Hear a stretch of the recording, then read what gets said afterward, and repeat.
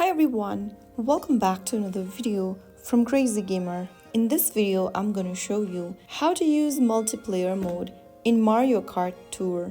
To use the multiplayer mode in Mario Kart Tour, first of all open up the Mario Kart Tour application and log in. From the main home page, tap on the multiplayer button at the bottom left and wait for it to connect and load the multiplayer lobby. Now, you will then be able to see rooms that you can join into.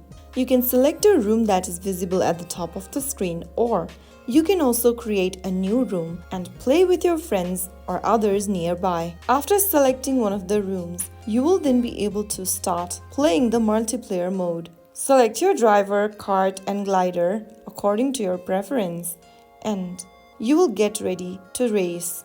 Wait for the matchmaking to finish and then you will then be able to start the multiplayer race.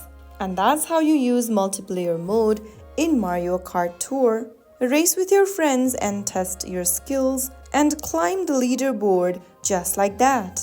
If you liked the video, go ahead and like, share and subscribe for more. I'll see you in the next video. Stay tuned. Till then.